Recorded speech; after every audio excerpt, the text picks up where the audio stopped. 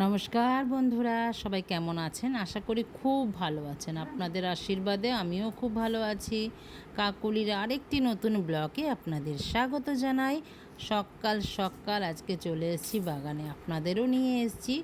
আজকে দ্বাদশীর ব্লগ দেখতে হবে, তো ব্লগটা একটু দেরি হলো, কিন্তু একটু এডিটিংয়ের প্রবলেম ছিল, শরীরটা ভালো ছিল না, তো এডিটিংটা না করতে পারিনি। তো চলুন, যাই হোক, মিলেমিশে একাকার, আপনারা তো আমার পাশে আছেন আমি জানি। আর আজকে সকালটা কিন্তু অসাধারণ। দুদিন ধরে বৃষ্টি হচ্ছে না, তো গাছে তো জল দিতেই হবে। সকালবেলায় আজকে গাছে জল দিচ্ছি আর আপনাদের সাথে শেয়ার করছি। ফুলের বাগানটা খালি দেখুন, এই টাইম ফুলগুলোর কালারগুলো খালি দেখুন। বলুন তো কি কি কালার আছে এখানে, কে কে জানেন? দেখুন তো, গুনুন তো কটা কালার আছে। এত ভালো লাগছে ফুলগুলো, মানে দেখেই মনটাই তো ভরে যায়। এই যে বাগানে সকাল সকাল আসি, এক রাস আনন্দ নিয়ে যাই ঘরে। কাজ তো যখন করি তখন কাজ মনেই হয় না, মিনিটের মধ্যে কাজ ফিনিশ হয়ে যায়। আর দেখুন এই গোলাপ গাছে কত গোলাপ হয়েছে, কিন্তু গোলাপগুলো ছোট ছোট হয়েছে। যেহেতু এত সিজন তো না গোলাপের, শীতকাল না, ছোট ছোট হয়েছে। এবার কেন হয়েছে, এত বৃষ্টি পড়ছে, জল তো গোড়ায় জমে আছে, এখন গাছটা কিভাবে বাঁচাবো সেই চিন্তা করতে হবে। আর অনেক দিন পর আজকে থোকা গোলাপ জবা ফুটেছে, আর একটা রানী রাসমণি জবা ফুল ফুটেছে। আর আমার নয়নতারার তো কথাই নেই, আগেও তো শেয়ার করেছি আপনাদের সাথে, নয়নতারার ফুলগুলো বড় বড় একদম। এই ফুলগুলো কিছু ফুল বৃষ্টিতে এত ভালো হয়, আর কিছু ফুল বৃষ্টিতে নষ্ট হয়ে যায়।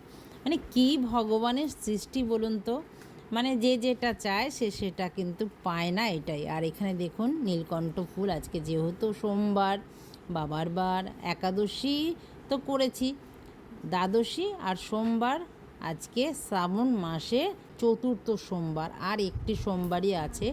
এইবার 5টা সোমবার পড়েছে শ্রাবণ মাসের। এই দেখুন ফুলটা তুলে নিয়েছে, আর আকাশটা দেখুন, মনোমুগ্ধকর আকাশ, এত সুন্দর আকাশ, আর ঝলমলিয়ে রোদ উঠেছে। আর শরৎকালের শিউলি ফুল কিন্তু আমার বাগানে এখন থেকেই ফুটতে আরম্ভ করেছে। এখন না, বিগত বেশ 2 মাস আগে থেকেই শিউলি ফুল ফুটছে। তো ফুল টুল তোলা হয়ে গেছে, ঘরের কাজও তো সেরেই নিয়েছি। চলুন এখন 10 ইন্দ্রে তিলক করে শুদ্ধ বস্ত্র পরিধান করে ঠাকুর ঘরে চলে এসেছি। ঠাকুর ঘরে আজকে কিন্তু সকাল থেকে মানে হিমশিম খাচ্ছি আমি কাজে। কেন, আজকে মেয়েও তো উপোস করে বাবার বারে, আপনাদের দাদাও করে। দুজনকে আগে জল ঢালাবো শিবের মাথায়, গুছিয়ে আগে নিয়ে তারপরে। ওর বাবা আগে জল ঢেলে নিল, আমি গুছিয়ে নিলাম আগে, তারপরে আমি আজকে দ্বাদশীর ভোগ রান্না করব। আজকে দ্বাদশীর ভোগে সেরকম কিছু রান্না করতে পারবো না, কেন এই কাজ করতে করতে তো সময় হয়ে যায় বলুন। তো দাদা এখন দেবে, চান করে আসছে, মেয়ে চান করে চলে এসছে। মেয়ে এখন বাবার মাথায় মনোভক্তি দিয়ে ও যতটুক পারছে ততটুকুই ও শিবের মাথায় জল ঢেলে নিল। এবার দাদাও ঢালছে। ভক্তিতে মিলায় বস্তু তর্কে বহুদূর, ওদের যেই ভক্তি দিয়ে ওরা বাবাকে ডাকছে, সেই ভক্তির জোরে যেন তাদের মনস্কামনা পূরণ হয়। গোবিন্দও আশীর্বাদ করুক, বাবাও আশীর্বাদ করুক, আপনারাও আশীর্বাদ করবেন। আমার মেয়েও যেন সুস্থ থাকে, আপনাদের দাদাও যেন সুস্থ থাকে, এইভাবেই যেন গোবিন্দ সেবা দিতে পারি আমি, আর দাদাও যেন এই ভোলে বাবাকে সেবা দিতে পারে এইভাবে। তো দাদারও হয়ে গেছে, আমি এবার ঢেলে নিই। প্রত্যেকটা সোমবারই তো আমি পুজো করি, আপনারা তো দেখেছেন। আর হয়ে গেল 4টে, আজকে নিয়ে হয়ে গেল, আর একটা আছে। বাবা যেন আর একটাও সম্পূর্ণ করায় সুষ্ঠুভাবে। বাবার কাছে আজকে এটাই চাইবো, চাওয়ার কিচ্ছু নেই। আমি সবসময় বলি আমার চাওয়ার কিচ্ছু নেই, আমি যা পেয়েছি না চাইতে অনেক। তো সবাইকে ভালো রাখুক বাবা, সেটাই আমি বলি। আমার গোবিন্দকেও সবসময় পুজো দিয়ে জানি সকলকে ভালো রাখে। আমিও বাবাকে দই, অগরু, চন্দন, ঘি, মধু যা যা লাগে বাবার পুজোতে, আমি সেই দিয়েই আমি পুজো মানে বাবাকে অভিষেক করে নিচ্ছি। ওই আমি কারোর থেকে শিখিনি আর কারোর দেখিও নি, আমি যেইভাবে যখন যেই মন্দিরে গেছি তখন সেই বাবাকে অভিষেক করেছে সেইভাবেই করি। আমি তন্ত্র সাধন ভজন কিছুই জানি না, মন থেকে যেটা করি সেটা মন থেকেই করি। বাবা যেটা চায়, আমার মনে হয় তো বাবা চাইছে আমার কাছে, সেটা বাবা আমাকে দিয়ে করিয়ে নিচ্ছে। আমি এটা মন ও প্রাণ দিয়ে বিশ্বাস করি। আমার গোবিন্দরও যেদিনকে যা কিছু নিতে ইচ্ছা করবে সেটা কিন্তু আমাকে দিয়ে আমার গোবিন্দ করিয়ে নেয়। ওই যে আমি সবসময় বলি না, আমার গোবিন্দ প্রচুর চতুর। গোবিন্দ আমি খালি উপলক্ষ মাত্র, তার যেটা দরকার সে আমাকে দিয়ে পূরণ করিয়ে নেয়। তো চলুন, এখন বাবার অভিষেক তো হয়ে গেছে, বাবাকে এখন সাজিয়ে বেলপাতা দিয়ে সুন্দর করে তার সিংহাসনে তাকে বসাই। আমার সিংহাসনে বসানোই থাকে, আজকে একটু নিচে নামাই কেন বলুন তো, সোমবারে ওর বাবা জল ঢালে, মেয়ে জল ঢালে, আমি জল ঢালি। তো আমার তো সিংহাসনটা ছোট, বাবাকে রাখলে পরে সেই নিচে পড়বে, আর জানেন বাবার চান করা জল তো নিচে পড়তে নেই। তো আমি এটা বড় পাথর দিয়ে বসিয়ে তারপরে এটাকে আবার যেখানে গাছের তলায় বা যেটা সুবিধা হয় সেখানে দিয়ে রাখি। চলুন, আমার পুজো এখন করব আবার। আমি গোবিন্দকে এরই ফাঁকে সাজিয়ে নিয়েছি, বাবাকেও আমার সাজানো হয়ে গেল। আপনাদের কেমন লাগলো পুরো ভিডিওটা, কেমন লাগলো পুরো সাজানোটা?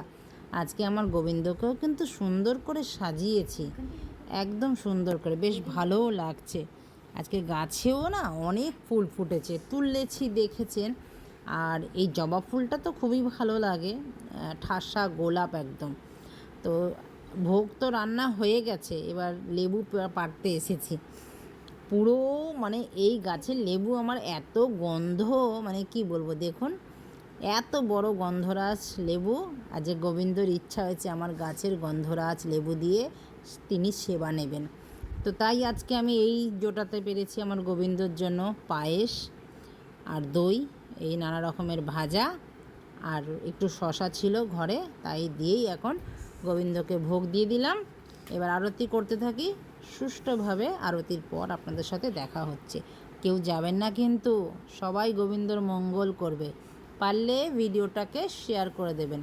গোবিন্দ সবাইকে ভালো রাখবে।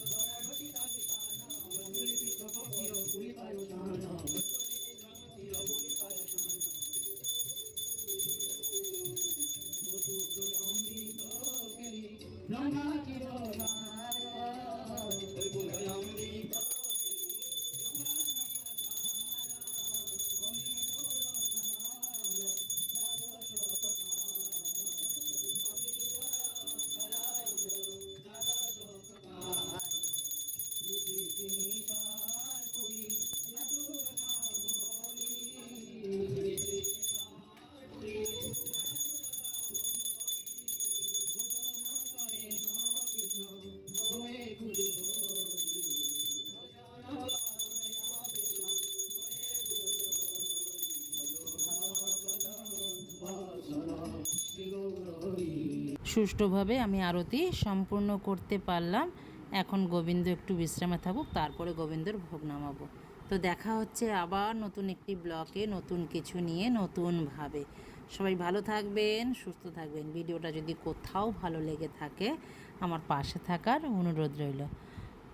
গোবিন্দ সব্বার মঙ্গল করুক। ভিডিওটা একটু শেয়ার করে দিয়েন, সবাইকে দেখার সুযোগ করে দিন। আপনারা ভিডিওটা না শেয়ার করলে কেউ তো দেখতে পারবে না। নমস্কার, রাধে রাধে।